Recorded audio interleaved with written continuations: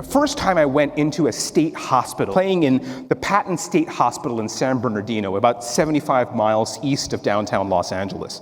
And I played this monumental piece of music by Johann Sebastian Bach. It's this 15-minute long solo violin work. It's like the violinist's Mount Everest.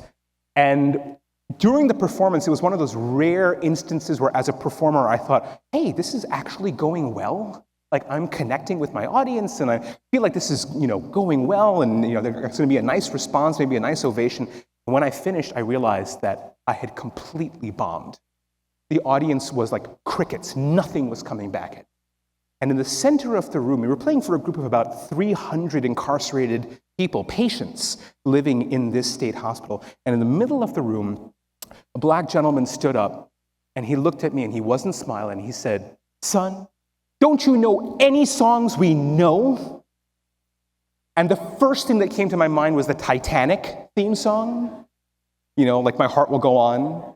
But then immediately how there could not possibly be something worse to play in a state hospital than the Titanic theme song. So I froze. I had no idea what to do.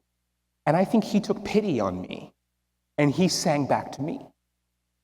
And he sang this song called Jesus on the Main Line, which I didn't know, I'd never heard before, but it's a gospel song. It was actually a song that was sung during the civil rights marches. Jesus is on the main line, call him up and tell him what you want. If you're down and out and want to get out, tell him what you want. Now, I thought about this episode for years as a kind of musical failing. What was I doing bringing Bach into that room? But actually, that's not the problem. That wasn't the conversation. What this man was saying is, do you see me? Do you see my humanity? Or are you just playing for yourself? Are you just talking to a wall? Which is so often how we in classical music are trained. We're trained to think about the fourth wall. Perhaps you might call it bedside manner. Right? It's the kind of thing where there's a professional veneer which doesn't allow us to pierce through and be human to another person, to actually listen to attend to accompany. This word accompaniment is a cousin of the word compassion and the word community, right? Accompany means to walk with, to attend with.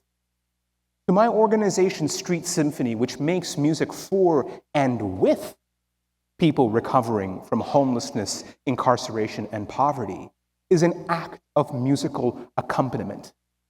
I cannot name or even advocate for the personal healing of every one of the individuals who crosses through the Midnight Mission or the Downtown Women's Center or the prisons or county jails where we play, but I can commit to walk with them.